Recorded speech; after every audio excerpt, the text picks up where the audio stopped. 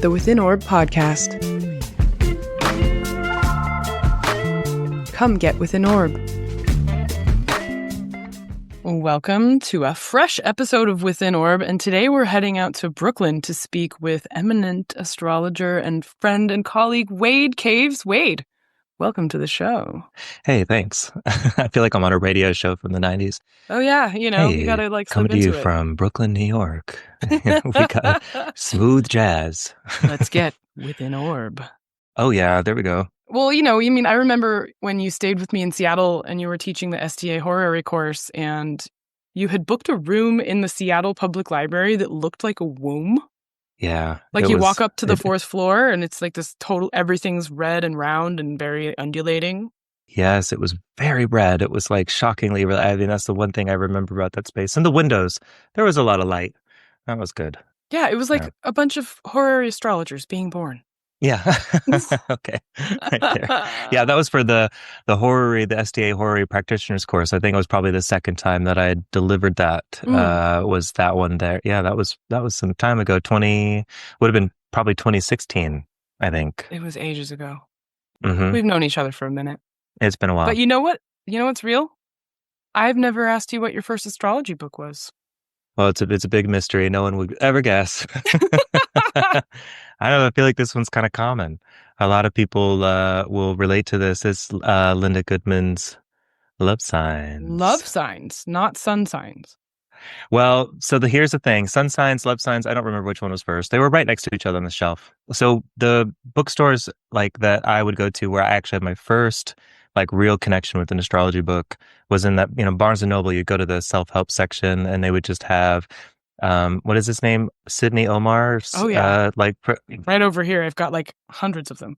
Yeah, and all the Llewellyn publications. I knew about Llewellyn for a really long time, but there would always be this book about sun signs by Linda Goodman and love signs.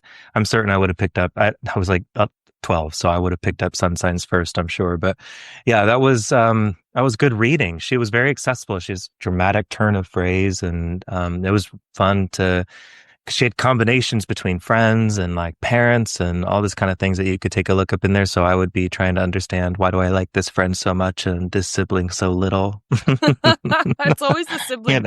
Yeah, no, I remember having a realization with Bernadette Brady's medieval techniques when she and Nick Campion and Darylyn used to do something they called the Road Show, and they would go teach Bonatti and other types of history of astrology. And when she got to the third house, I'm like, oh no, now I need to know medieval astrology because that hits. Yeah, it is the Antique Roadshow. That's pretty exciting. Yeah, so I love That's that. so great. Yeah, you got into it through love signs, and then we're able to kind of parse out your relationships all around you as a young preteen. That's really brilliant.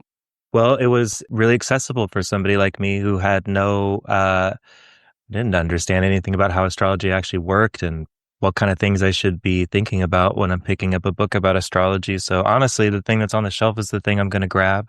So it sounds like there was a backstory, though. Like, what put you in that section at all?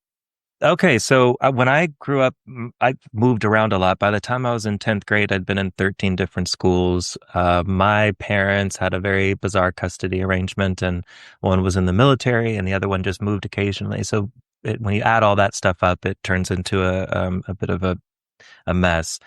So I got very quick at making friends.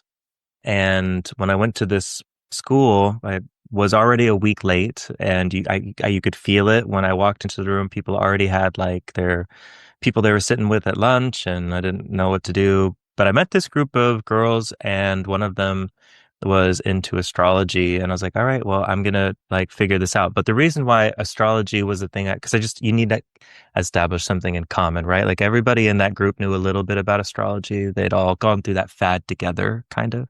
Even then, it was in 7th grade. That's how she worded it. She said, yeah, it was a bit of a thing for all of us last year. And I was like, oh, okay, well, let me read this and pick it up. But the reason why it was astrology, not any of the other things that they were into, because there was like, one of them wrote vampire novels. Like one of them was really into Nordic folk music, like just very eclectic stuff. But the town I was in before, everybody there was into Sailor Moon. So what ended up happening was I got into Sailor Moon in 6th grade, and then in 7th grade, it's like I can't watch Sailor Moon here. Nobody here seems to care about that show also. So like it's got no social capital in this new town. However, this group of people that I've met, like, okay, they were or are into astrology, and yeah, Mars equals fire, got it. Venus beauty, got it. Mercury intelligence, got it. Like I felt like I was already a foot in the door. So your real astrology text would have been Sailor Moon. We really should say Sailor Moon is the originating, yeah, the originating mind that I Yeah. really latched onto when it comes to astrological symbolism. Thank you for saying that. I don't know that I tell the story 100 times, but I tell it in reverse, like I just did. And it never really occurred to me to just start from the beginning and tell it that order, because that would have made it probably a little clearer that, yeah, that is probably the originating text for me, like book zero. Well, yeah, I mean, I think then you have to get into minutia around, what is a text, what is a book. I asked book first. So Oh, technically the yes, that's book true. is Linda Goodman, but the text was Yeah. Sailor Moon. So, Yeah, there we go. All right, very good. I okay, love it. we've got our subterranean postmodernism moment there for anyone who's already into that vibe.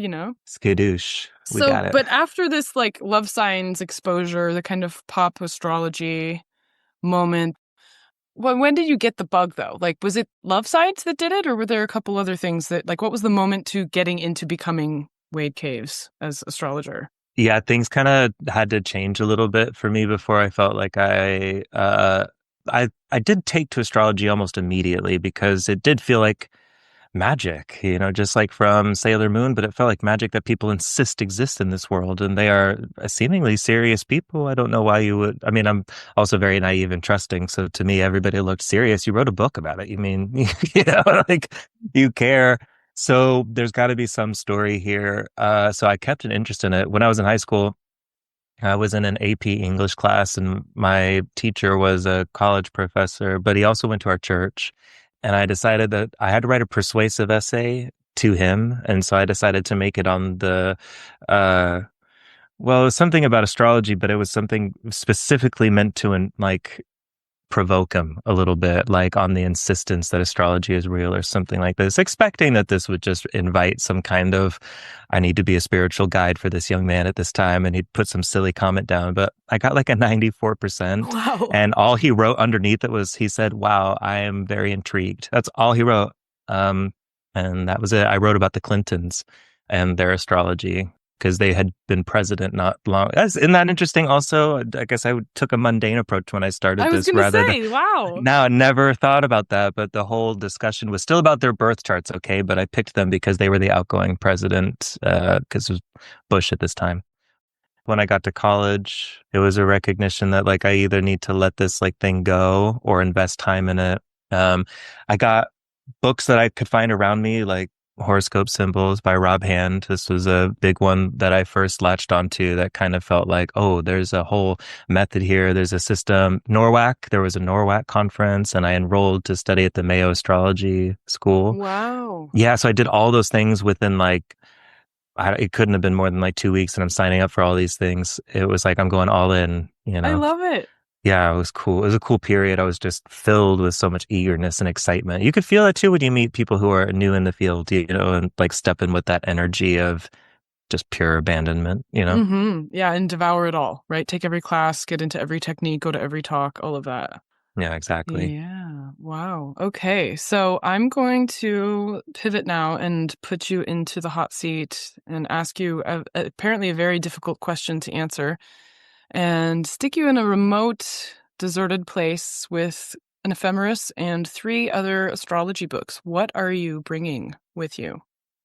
Great question. I would for sure be bringing Manilius's Astronomica. So Manilius wrote in the first century CE, and his text is really interesting. It's 5 books, as far as we know. There's a lacuna that we know about, so we don't know how big that lacuna is. But he took astrological knowledge that was probably replicated in a different text, somewhere else that he's kind of referencing, and then he turns it into a poem, effectively in Latin. It has some of the most beautiful, absolutely exquisite turns of phrase, and it describes the signs in ways that I have not stopped thinking about since I first read them. So he talks about Aquarius, for instance, and how deeply associated that is with infrastructure and the development of any capability of bringing natural resources in for human use because of the image of the water bearer. And that the whole thing is about diverting river water using a tool made by humankind, which is the urn, to move resource from one place to the next. And then he goes on to say that in this sign, there can never be any form of excess. The urn can only hold what it can hold effectively. So it's not a sign that you can't hoard with the Aquarius signature. It cannot provide an excess of anything. It brings things all back into a place of expectation and moderation. And then he talks about Virgo too, and how, the people born under the sign Virgo can organize anything with almost no effort. They can invent languages on the fly. And he talks about stenographers, court stenographers, even in his day, like trying to get an entire conversation into very short script so that it can be retained and information kept and held. They're essentially cryptographers. But then Virgo is associated with the administration of cities. And that's an interesting thing to me because we talk about the Virgo as the virgin, sometimes the maiden, but she's got wings. Like there's an angelic figure there. And in a lot of Western mythology, don't want to be too specific or hard on any of these kind of points, but angels are organizers. They are meant to actually kind of do whatever is necessary to make sure that the will of God is done in the sublunar realm and to, move the different components to keep things in motion. And it seems like he's just kind of tying that principle of organizing and putting into effect to an Earth Mercury sign. And yeah, it's cool. So there's just so many things like that that are really inspiring to me. The next book that I would take is Christian Astrology by William Lilly, because I think it's a really good compendium of a lot of different things. I tossed between him and Bonatti because Bonatti's is a little bit more full. Obviously, he's got more volumes. Like the Christian Astrology is like a thesaurus in the start and then a horary text and a natal text, but there's no mundane work, there's no electional work, no medical work to speak of really. And so it is missing in particular parts, but it has a lot of chart examples, worked chart examples with, so it's helpful in a case that, there's need for somebody at some point in the future to reconstruct demonstration of astrology and not have to guess, too much. So you would take the third volume with you? Oh yeah, it's the whole of Christian Astrology. Okay. Yeah, all three together for sure. And then the final book that I would take is Ptolemy's Al-Magest. The Al-Magest. The Al-Magest. Not Tetrabiblos. Not the Tetrabiblos. Wow. I love the Tetrabiblos, and that is, I know, I understand. Deborah always says that, there were wars between nations that were Deborah Holding. Just to clarify, my mentor and creator of the STA and Skyscript. She makes this point that civilizations would end wars between their nations if one would agree to allow a copy of the Tetrabiblos to be transcribed for their city. Like that's the kind of weight that this text had. So I understand. What I would like to say is that in the Almagest is a working model for predicting the motions of the planets that would be in use and in effect and workable within, I would say, a reasonable degree of certainty. I know we get an ephemeris on this island, so I'm like, do you need to calculate planetary positions? And I understand that. The point is, I think, how much this could teach us also about navigation. So if I needed, for instance, to get off that island, I never asked anyone how they're getting off. I would need, because I'm not going to stay there. You didn't say anything about that. So I would be probably starting to plan, like make sure that I've got a really good chops on kind of how to measure what's happening in the sky and take that forward and use that to my advantage. Really, it's hard, though. I probably would take Tetrabiblos if I had to stay on the island, because there's no point to the Almagest in that case if we've got an ephemeris, if you're not going anywhere. So, very cool. Very cool. So you've got an astronomical text, a poetic text about astrology, and a nuts and bolts, lived examples, chart-filled textbook that's somewhat incomplete. That's it. That's what I've got. But good, and I think it's a nice summation. I mean, I know you've worked a lot extensively with Lilly and horary, and it's cool to hear how you're like, yeah, but I'd also maybe think about Bonatti because it doesn't have electional and it isn't addressing mundane. And it's like, oh yeah, like we talk so highly of Lilly, and yet this work that's taught so frequently is omitting those branches, like literal branches of astrology. Yeah, exactly. You're not going to get it in Christian astrology. The good thing about Lilly is he's writing all the time. So we have hundreds of pages, things that would be equal to volume one of Christian astrology, for instance, or the entirety of volume one and two, depending on how much we include. Almanacs where he's working out exactly how he did mundane astrology. And some of them are very long and some of them are specific to eclipses or comets. So we've got worked examples there. The elections part is harder because he gives examples in the horary text. There is an example of an election in there. He doesn't call it that, but that's exactly what he did. It's related to Master B's houses. Based on the horary, he elected a time to go and do something. And then there's like little comments like that everywhere. So it's a good text to reflect that these things can be done. But honestly, it's kind of for those other things, it would simply be reminding you that there are other applications beyond what's on this page. You know, the risk with Bonatti, though, is I feel like it can be a little dry and rule heavy and not very demonstration heavy. And that's a bit of a challenge. Like I'm thinking if I'm stuck on this island and there's any hope for it, like maybe I find a small tribe of people who are in the position of repopulating the earth. I'm like, okay, well, I've got some information I can share to the group now. And when I die, it's like I want to make sure that people see examples of worked astrology. So that's where Christian astrology edges out Bonatti for me. So one could compile like Christian Astrology Volume 4, the hidden lost volume out of all of There's these. actually a lot of efforts right now. But England's Prophetical Merlin was written for 1644, and or was it 40? Whatever, 1644. Let's just go with that. I'm pretty sure that's right anyway. And it's a really large text. It's a mundane text. It's an almanac and related to what was happening in the UK and neighboring countries at the time. Obviously, the Second English Civil War is the major part of the feature of that text, but we've got some colleagues who are in the process of transcribing that, annotating that, getting it kind of all together right now. So, yeah, maybe volume 4 is not so far away. Yeah, yeah. I mean, it would be like Agrippa's fourth book, which is not really Agrippa. It's just someone kind of bringing things together and doing. But it would be neat to do that with Lilly. Like, Lilly, you've reached it. We can now give you the volume 4 Agrippa style, you know. Yeah, exactly. Perfect. Right. Yeah. And then, yeah, I mean, and I'm still actually the ricochet of how you evoked Manilius's description of Aquarius is still pinging in my head. That was so beautiful. It's good. You got to get in there. He's written some like incredible things. What he says about lines, how he talks about the fire signs, and how how Leo and Sagittarius pick on poor Aries because they're the two ferocious ones, and the Ram is just this gentle thing, and they're all bold, yes, but one of them actually is a little bit. You can scare Aries off. That's the thing that he wants to communicate to you. You're not going to scare a lion off. You're not going to scare a centaur off. Yeah, it's just funny. He has all these kind of small little things that it just feels like a really creative journey reading through it, which I appreciate. Yeah. Do you think that he got there from experiencing charts? I mean, it sounds very natal astrology. It sounds very much like what we would get in a modern sun sign delineation. So do you think that that's like a transmission from lived experience or just waxing lyrical, theoretically? I couldn't say, but what others who have researched into this a little bit more than I have are theorizing is that there was another astrology text that he was turning into verse or taking resources that were around him and kind of like we would now. Like if you were, for instance, a better poet than a personal astrologer, for instance, then you might go and study and read all these texts. And people have. We got the Age of Aquarius song. Now is the best.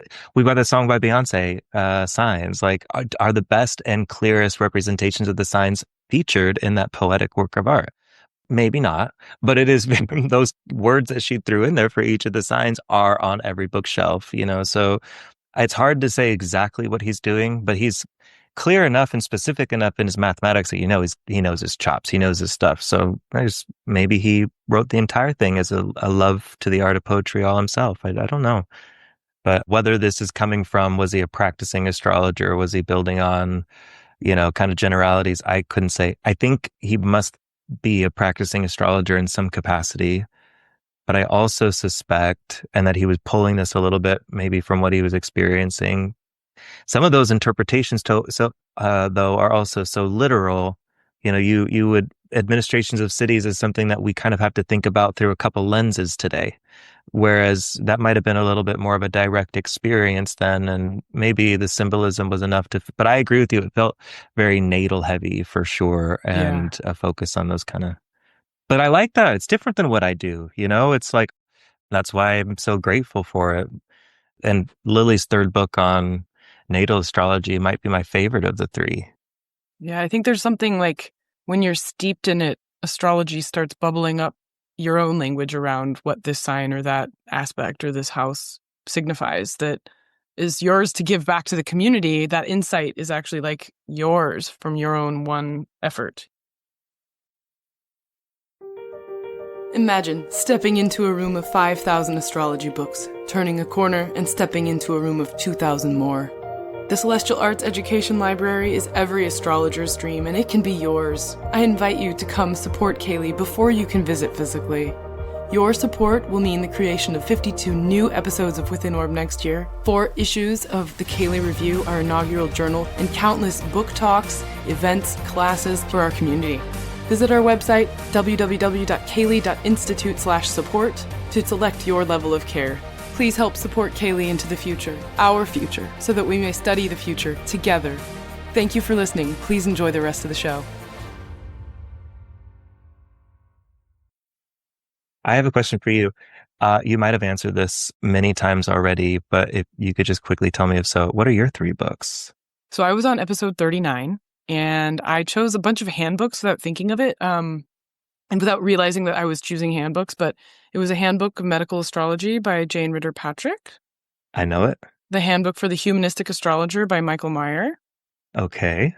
And I picked that one because that's the book that I would have near me, and I would sort of like touch it through osmosis to sort of ghostwrite horoscopes for Rick Levine when he was retiring from Tarot.com.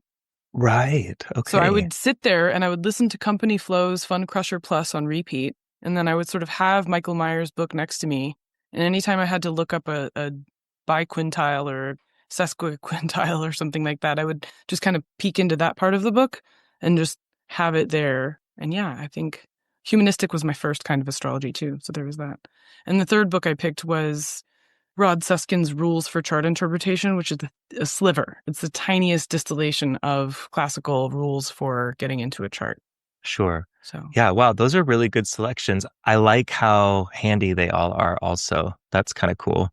It feels like maybe that is a wise way to go. Everything that I named was big because I was like, there's only 3, but that's going to make it harder to travel with, There you go. I mean, yeah, I was definitely thinking of efficiency on one level. And then if there's something goes wrong medically, you'd want to have Jane Ritter Patrick by your side, Yeah, that's a Although really I good remember point. being in the UK and I was in a perfection year where injury was signified. And so I went up to her. She was giving a talk on Mars and the mutable signs and Right. said, okay, Jane, what about this signature?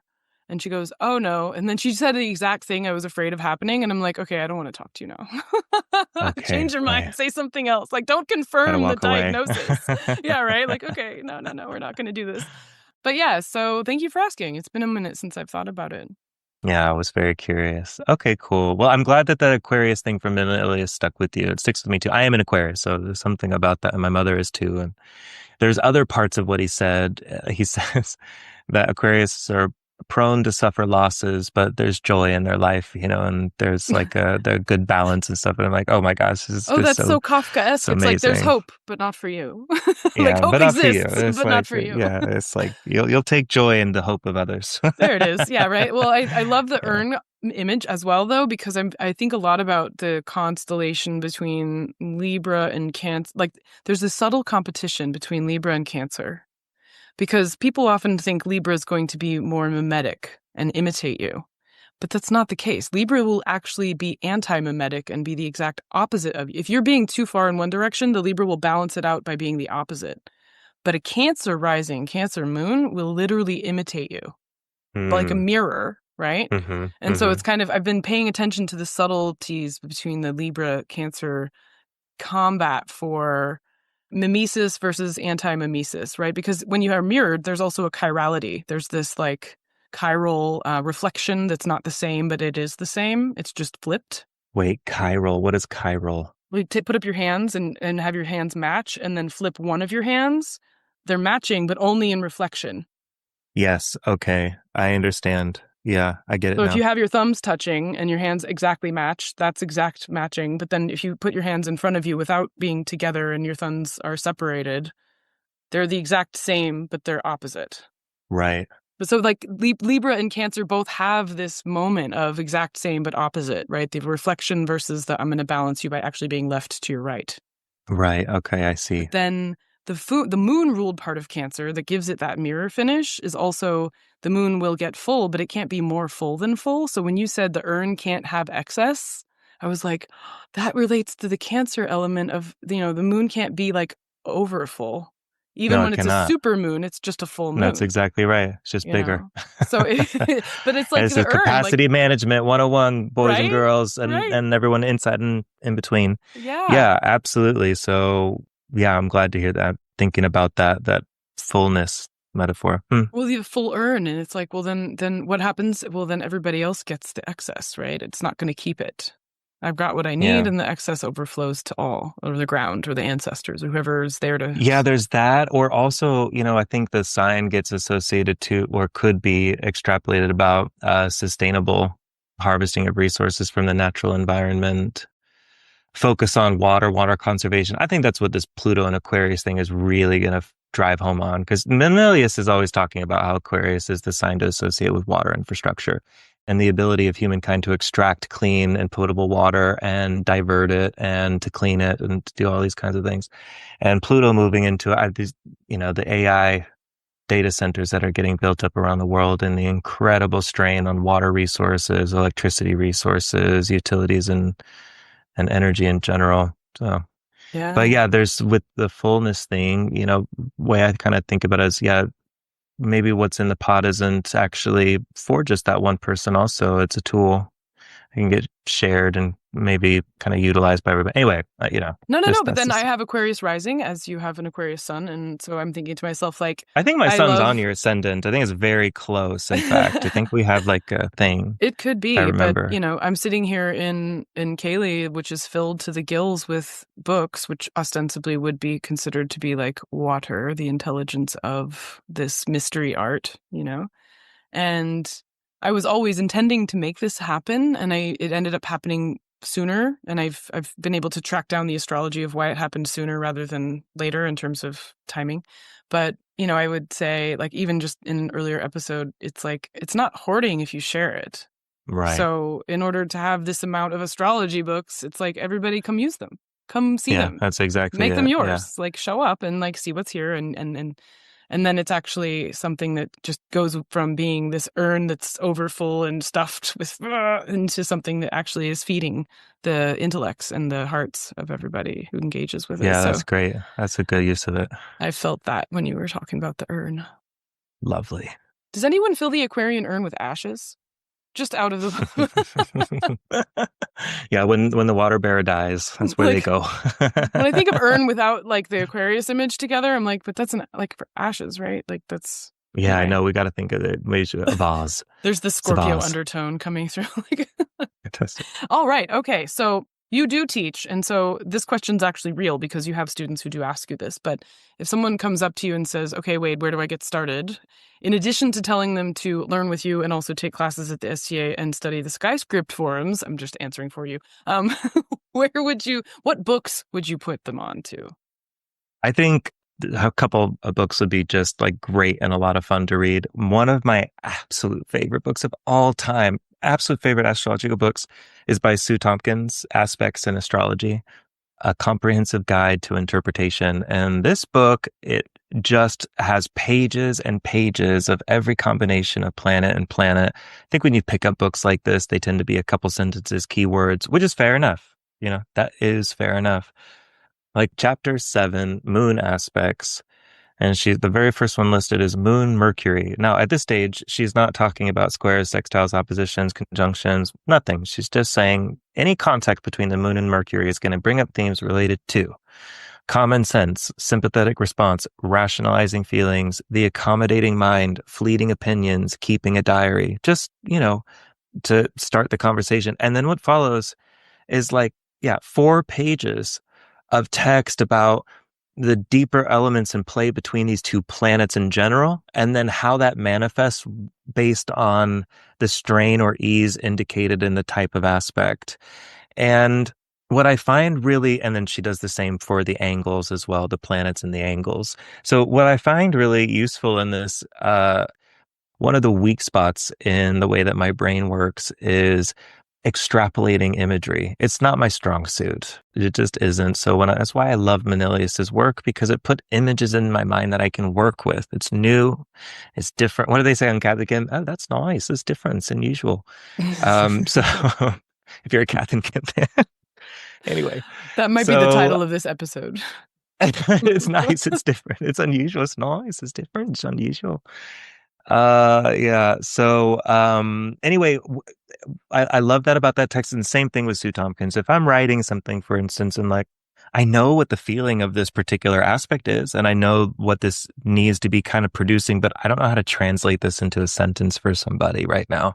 And my brain's not figuring out the image. Sometimes I just pick it up and read 2 or 3 paragraphs. And what's going to happen immediately is I'm going to say, no, it's not that. It's this other thing. The second you read it, you almost immediately get this kind of sense of, yeah, you're on the right track. And here's how it's more specific in this particular case. You can feel it. So for a new astrologer and somebody who's getting into the subject, this can be a tremendous resource to get familiar with early on. It could serve you for the remainder of your career when you need a little bit of I think the AA in 2012, the AA Journal had done a survey to ask people's number one astrological book, and this is the number one that got rated. Yeah, this is number one. So we'll see how that bears out with the statistics for the now 100 and something episodes of Within Orb, Oh, yeah, there we go. Okay, period. It comes up a lot, but it's not number one mentioned. I'll say that. No, I don't think that was in 2012, and it's a UK audience, so I think it's probably down to the specifics of the sample size. For instance, I don't know that there would be even a lot of widespread knowledge about Stephen Forrest's work in the UK, for instance. I think some people are familiar with evolutionary astrology, but there's a limit on how deep that knowledge goes. But in the States, it's exactly flipped, Yeah. So that's one. Number two, if you want to get a good wrap around with houses, I recommend Deborah Holding's book, The Houses, Temples of the Sky. And that book walks through the theoretical basis of the houses, what they were, how they got established, how they're related to older forms of sky divination than we have record of, augury and auspices, releasing of birds, how the houses are connected to solar motion, and probably on some level evidence that astrology originated out of some form of sun worship or something like this. So it's super helpful, and it gives a lot of themes about how houses can be recontextualized based on the application with which you're using it. So if you're coming to the fourth house, for instance, in a horary, that might be different than what would happen in a natal chart, or what would happen in a mundane context, or with relationship to, you name it. So she's got different kind of ideas in there. It's super slim also. It's like 150 pages or something. So Absolutely. You can get, so I feel like it's required reading, honestly. Like if yeah, I think so too. If we had a curriculum of like, okay, this is the line between professional and not professional, you would need to have read that book. Yeah, absolutely. I think it's a really good one, or at least understand the concepts in there. But it's hard to read that book to get the concepts, like that's what I'm saying. Like you're not going to get it in 150 pages or less anywhere else, So it's like the most efficient. In fact, and it was original research. No one was talking about this stuff at the time, right? So that's a pretty big part of it. It feels like that book makes a before and after as well. Like with Jeffrey Cornelius' Moment of Astrology, you remember what you were like before you read it, and you can't be the same after you're done. Isn't that true? Jeffrey Cornelius, that book, I remember where I was reading some of the biggest parts of that book for me too. I was in Paris at the time, and I read it between the UK and Paris, but it was the parts that I read when I was in Paris that I remember kept me up at night, thinking, what does that mean exactly? And then I'd go to sleep and wake up in the morning and devour a little bit more. Mm-hmm. Got finished very quickly. Beautiful but I book. think you're on track with houses in terms of, when you're reading about their lineage, and then when she gets to the point of, okay, but in horary, the fourth house does this, and in natal, the fourth house does that. It finally gives you something to hang your hat on to understand what a chart is and how a chart can be read in completely different contexts depending on the use. And then you can wean yourself from natal, because I feel like we've learned natal first and then everything's natal. And to truly get into horary, you have to wean yourself from natal and get into a whole other way of looking at the data. Yeah, and then you come back and find that your natal practice is probably stronger and more confident in certain ways that you wouldn't have anticipated. Yeah, I think that's fair. I also kind of find sometimes with the theme of the houses is it really teaches you to remember that the chart is a diagram. It is not the thing itself. It is mapping something. That's what it's doing. So, this two-dimensional circle that's in front of you, or square, depending on, maybe your tradition that you're drawing from.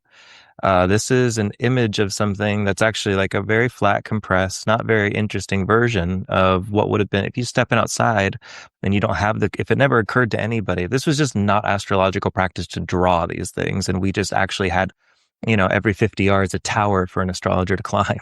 I don't know. But we would just not worry so much about, you'd walk up there and somebody asks you questions. So this is what I want to take a look at. This is what I want to understand. You would have an immediate impression, whatever you're up there for. If Mars is right up at the top, you're going to feel it. You're going to see that and you're going to know, oh, that's not ideal. So there's something I think kind of cool about really dedicating study of the houses. And that book, I think, does a good job of getting you there to kind of remind yourself that this is a picture of something bigger. The third book that I have is by Dennis Elwell, which Deborah Holding typeset and helped publish. I think that came through her print. Yeah. Thank you for that. I did not know that. Lovely, lovely lineage. Yeah. Yeah. So Dennis Elwell, Cosmic Loom, that book is super cool. I think this guy, he was not around by the time that I came into the astrological past, so it was a bit late for me to have met him, but I would have really liked to. He has a lot of really, really sharp and insightful and playful and fun. It's a conversation. It feels like a fireside chat where he's throwing a little bit of a demonstration of this and a little bit of explanation of that. If I wanted to talk, for instance, to my mother about astrology, that's maybe the type of book that I would say, you're not going to understand all of this, but I think you'll have a good time trying to. So why don't you give it a shot? But also as an astrologer, it feels cheeky. It feels fun. He's got really good examples in there of his own practice and his own work, questions that he's continuing to entertain. There's words, and I think holon, for instance, the idea of a holon is discussed in his work, which was a big piece in helping me kind of sort through planetary symbolism in the how to talk about it, for instance, and to understand some of the medieval texts I was reading. I was like, oh, this description is like what I've been scratching for and couldn't quite find. I love it. It's a great book. Yeah, it's a definite good one. All right. Well, Wade, you are doing so many things. What is your favorite thing you're up to right now, and where can people find you? Pilot delivery of the mundane astrology course through the STA. It is so much fun. I cannot believe it. I'm having the time of my life. I can't believe I get to do stuff this fun and this cool, and people want to be a part of it. It's a 12-week program right now, and I probably will stay that way for a while. And it's in its pilot delivery, covering a whole lot of really fun stuff. You'll be doing a guest lecture for it in a couple of months, which will be really nice and exciting. Yeah, so. So in like August, I think. So I'm just all of my focus is on that. Earlier this year, it was on the astronomy course. I was reworking that. I'd launched that, I think, in 2022, and it was time for it to go through another overhaul and refresh. So I focused on that in the beginning part of the year, and now it's all the mundane course. But if you want to find me, wadecaves.com, or you can find us at the school at sta.co. And it's not .com, .co. Perfect. All right. Thank you so much, Wade. Yeah, thanks for having me. Thanks for listening to Within Orb. If you loved this episode, share it with your friends, give it 5 stars, leave a comment. In Spotify, you can do that now. To learn more about the CAELi Institute and perhaps become a member or take a lab that we teach, please go to CAELi.institute. That's CAELi.institute. Thanks again to the E-Block Band for providing our intro and outro music, and also to Jen Brown of JJ Boots Productions for being an excellent producer. If you would like to have a podcast be edited like Within Orb, reach out to Jen. This is Jenn Zahrt, signing off for now. See you next week.